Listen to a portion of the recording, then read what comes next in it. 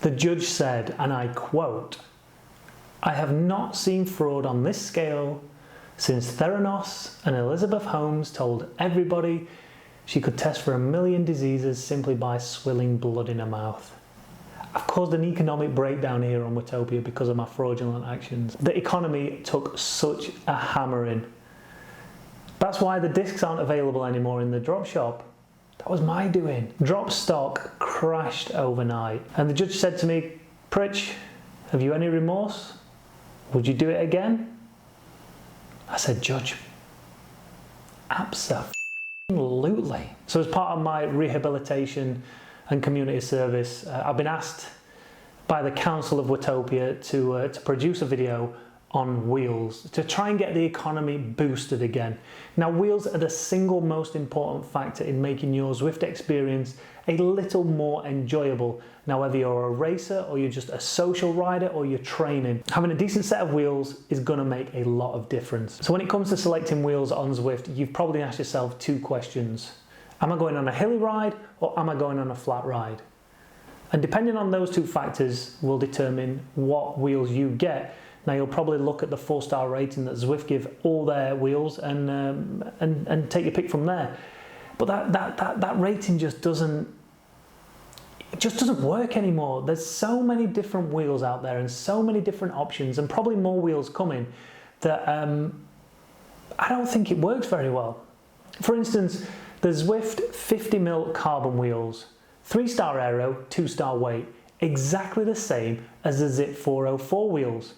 Now, you presume that they'd perform the same. Wrong! When you compare these 2 wheels over the figure of 8 course, which is around 40 minutes, something like that, there's a 19-second difference. That's huge to say that they've both got the same rating. So seeing as I've not really had much to do in here, I've actually devised a brand new rating system, and it's called the Visper rating system, or VRS for short. Now, it's named after the 2 men who spent 3 solid days testing these theories out. I mean, look at these tests. Test after test after test after test after test after test after test after test after test after test after test after test after test after test after test after test. So before we go any further, make sure you hit that like button and give the boys some love, because they spent so long doing this. So in today's video, we're going to take every single set of wheels in the drop shop and we're going to test them on the figure of 8 course. It's going to give us a good idea as to how these wheels perform in an average scenario, in a normal scenario. We won't really get a great indication of how well they climb, but that video will be coming soon. So this gives us an all-round figure of how these wheels perform. It takes in the forward KOM and it also takes in the reverse KOM. So a little bit of climbing, but mainly this is going to be a flat and rolling route.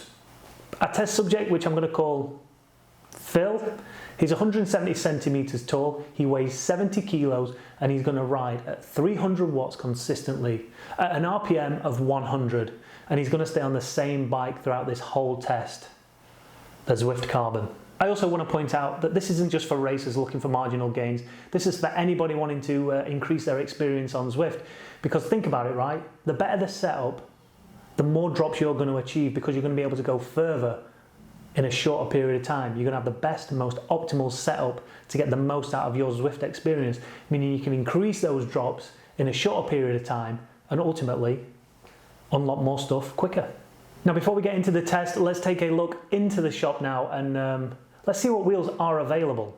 There's a total of 24 wheel sets in the drop shop, comprising of 6 sets of Zip wheels, 5 sets of Zwift, 5 Envy wheels, 3 Mavics, 2 Campagnolo sets, and 1 Bontrager, 1 Overachieve, and 1 Roval. The most expensive wheels retail at 710,000 droplets, which are the safety wheels, and do not ask me why, I have absolutely no idea.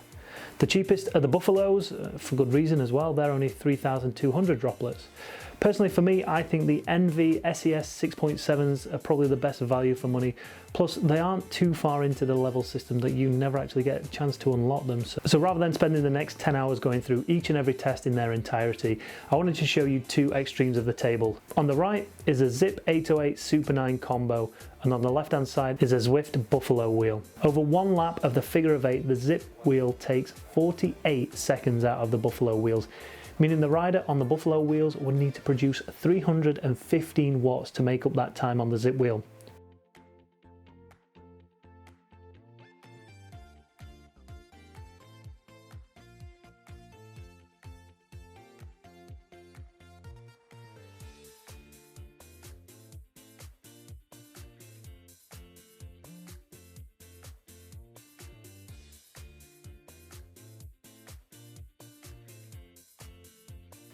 In terms of distance, as you can see here, as the Zip wheel crosses the line, the Zwift Buffalo are only just getting to the T-junction at Ocean Boulevard. That is crazy. But things obviously do close up when you look at the whole range of wheels. The wheel set far and above the fastest on this terrain is the 808 and Super 9 combo.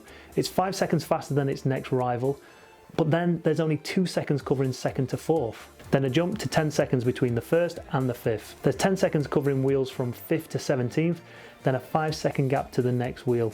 An 18 to last position is covered by 22 seconds. So you can see that there's 3 groups of wheels. We've got the velodrome feel, I'm not too sure if I've got a flat wheel, and finally why does it feel like I'm riding through treacle wheel set? For those of you geeks out there, there's a link in the description showing you all the times of all the wheels through all the sectors as well. Forward KOM, reverse KOM, and the Italian sprint, as well as a whole figure of 8 lap. So after hours and hours and hours and hours and hours and hours and hours of painstaking testing, the Visper system is here. Let's have a look at those ratings.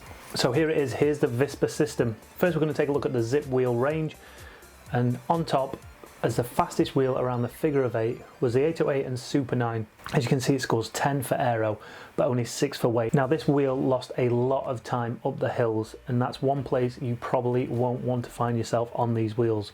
Heading up anything steeper than the forward KOM on Watopia, you're going to be in trouble on this wheel.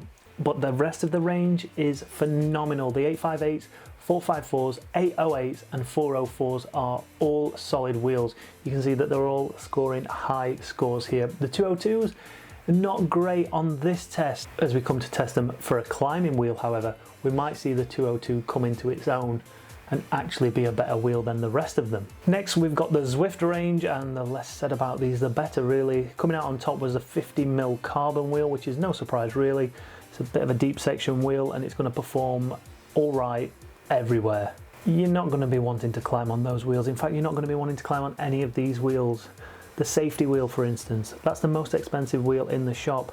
We're only giving it 3 aero stars, 4 weight stars. So I don't know, if you've got money to burn, then buy a set. Make your wheels match your bike colour. I don't know why you would buy these, but however, this is the test and they performed poorly. Almost as badly as the Buffalo, which was the slowest out of the whole range, just as slow as the Classic. So yeah, not a great deal to write home about in terms of the Zwift wheels, and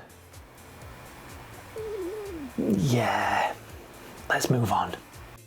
Envy have definitely put a lot of money support into Zwift to obviously get this many wheels up, and they are clearly great wheels in real life as well as on Zwift.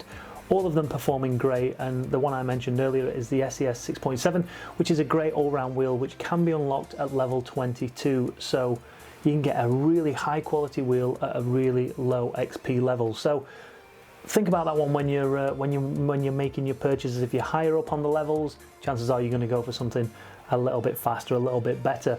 The SES 3.4 was the lowest scoring wheel out of these on this test. However, again, put this on the Alp, put it on the Epic KOM, and you might find that this wheel comes into its own and it is way above the rest of them.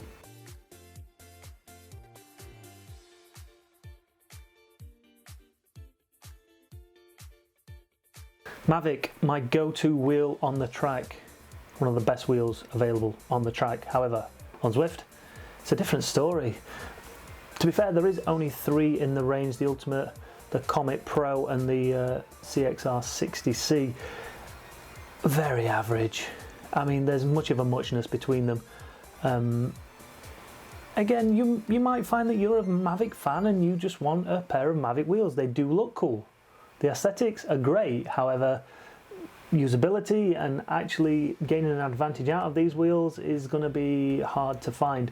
So if you're a fan of Mavics, if you don't really care for that small advantage, then by all means buy a pair of these, but average wheels leads to average results. Same with the Campagnolos. If you want that Italian styling, if you want to look cool on your bike, you want everything to match, Campagnolos might be your wheel of choice. There are two choices, the Ultra 50 and obviously the Ultra 35. The Ultra 50 does perform better than the 35. The 35 was a little bit poor on this test. I must admit I was expecting a little bit more out of it, but the Ultra 50 performed all right.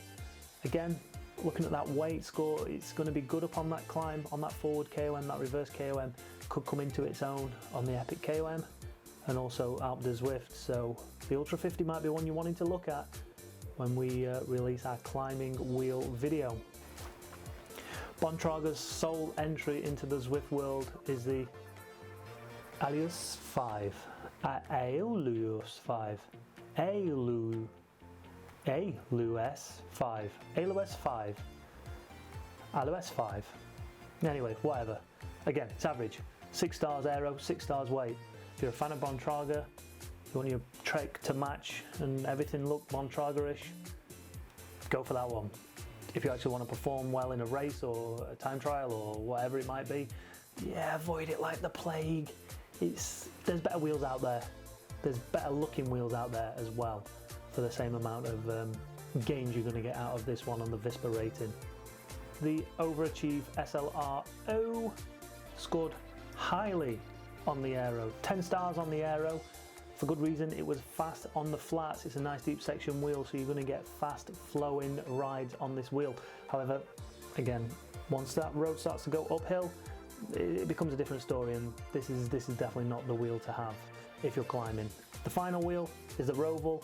Same as Bontrager and Overachieve, there is only one wheel in this set, and again, it was a good wheel. It's definitely scoring high up there for a single wheel in the range, but I want more. I just want more out of a wheel, and the Roval, for me, just not going to cut it. And the name's weird as well. I don't like the name, but that's no reason to not buy a wheel if it performs well. I can live with a bad name if it performs well. This, however, doesn't perform good enough in my eyes. So there you have it. Hopefully you can make a more informed decision now when you get into the drop shop and not waste any more drops. They're hard to come by, I know. Well, they are for me anyway now. Anyway, if you've enjoyed this video, make sure you hit that like button, hit that subscribe button, and tickle that little bell so you're going to be notified every time we go live on the channel or every time we drop a new video. Make sure you stay tuned because we've got plenty of Zwift content coming. We're going to be checking out frames, TT frames, and we're going to go back to wheels to see which perform the best on the climbs.